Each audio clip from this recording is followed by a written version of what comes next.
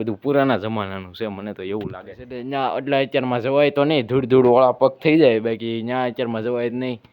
બાકી તો ત્યાં છે ને બહુ જવાય નહીં, ત્યાં ધૂળ છે અને બહુ બીક લાગે. એટલે મને કે યુટ્યુબ ફેમિલી આપણે આવી જઈશું નો વ્લોગમાં. તો થંબનેલ જોઈ તમને આઈડિયા આવી જ જોઈએ છે કે હું હેની ઉપરથી વિડીયો બનાવ્યો છે.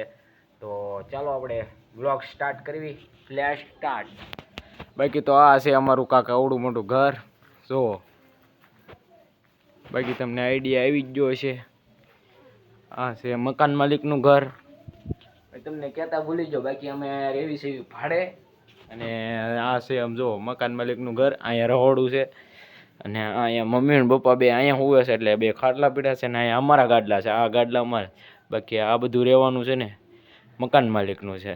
1 2 અને 3 રૂમો છે. અને ઓલામાં છે ને સામું દેખાય એમાં છે ને મકાન માલિકની એની ઘર ઘંટી છે. ખોલીને તો ન દેખાડી શકું, બાકી આ બાવણું તૂટી ગયેલું છે. આ બધું પુરાના જમાનાનું છે મને તો એવું લાગે. બાકી તો જો આવડું મોટું કાંક ઢાળિયું છે. એમાં જો આ છે ને વરસાદના લીધે વાવાઝોડાના લીધે પડી ગયું હતું, તો અમે નળિયા ઉતારી લીધા છે. બાકી તો જો અમે બધા નળિયા હેઠા ઉતારી લીધા છે. બાકી તો હા છે અમારો ઢાળિયો. અને મકાન માલિક છે ને અહીંયા ઢાંઢા ને એવું બાંધતા. મને હજી તો બહુ ખબર નથી, કેમ કે મારા બાપા મને કહેતા કે અહીંયા બધા ઢાંઢા 10 પહેલાં એની પાસે હતા ઢાંઢા. એ બધા ઢાંઢા બાંધતા. પહેલાં અમારું ચૂલો ને એવું બધું મમ્મીને ગેસ ને બધું રાંધવાનું બધું અહીંયા હતું અમારે. અહીંયા જો અહીંયા હતું. પછી હાથીને ફેરવીને પછી રસોડામાં લીધું. બાકી તો આવું છે કાંક જો ઢાળિયું. આ બધું તો આમને પુરાના જમાનાનું એટલે પૂરું થઈ ગયું પછી. બાકી જો આ અમારા બધાને બૂટ ચંપલ પડ્યા છે. બાકી જો છે ને બધું એક નંબર, બધું પુરાના જમાનાનું છે.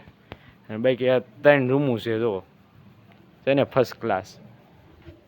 બાકી અમે ભાડે રહેવી છે. અને આ છે મકાન માલિકનું રસોડું અને અહીંયા છે સંડાસ બાથરૂમ. અને બાકી આ બીજું ઢાળિયું છે.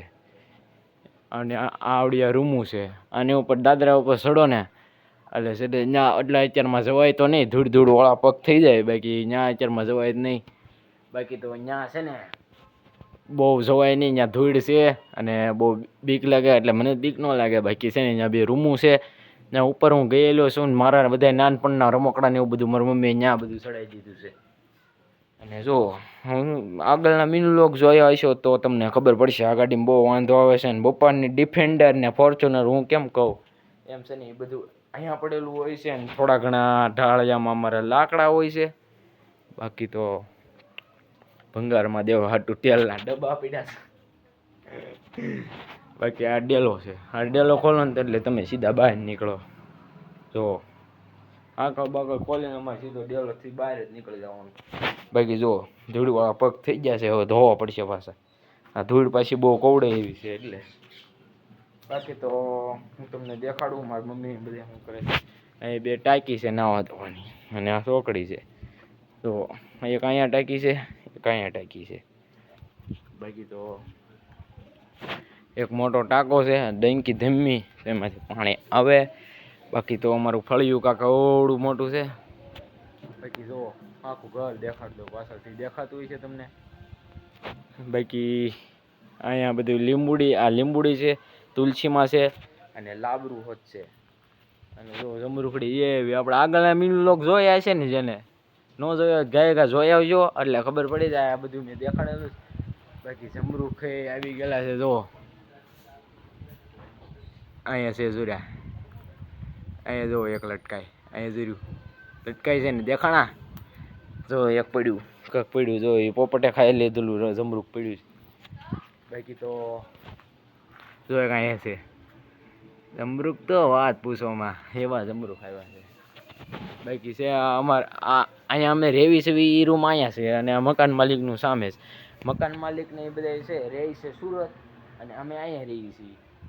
મારા બાપા જશે કામે, બાકી એ બીજી ગાડી લઈને જશે. ખબર છે આગળના મિનલોગ જે જોયા છે ને એને ખબર જ હશે.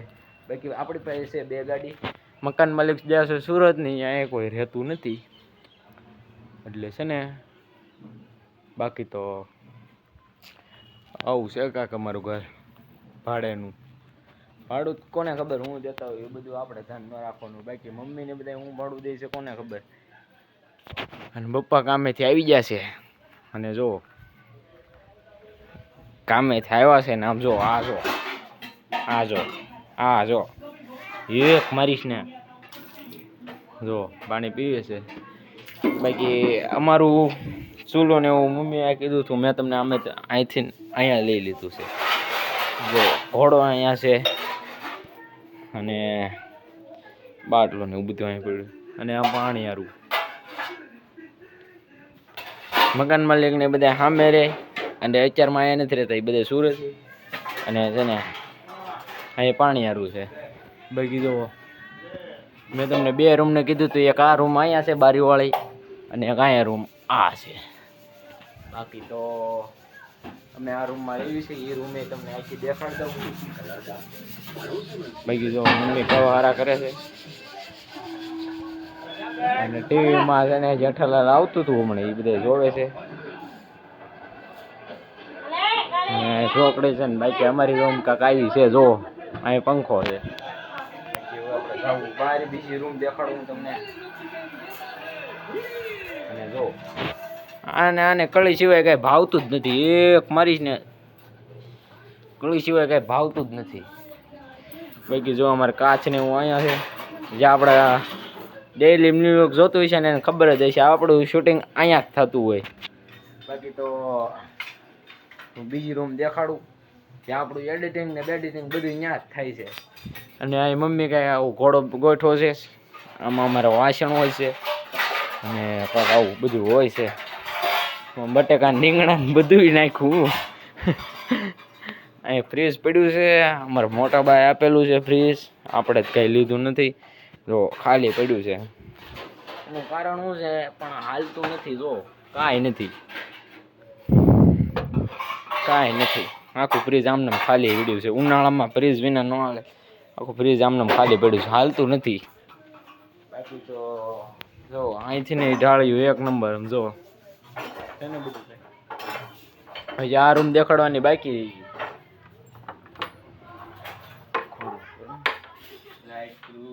લાઈટ બાકી જો આવડામાં છે ને ખાટલા એવું બધું હોય.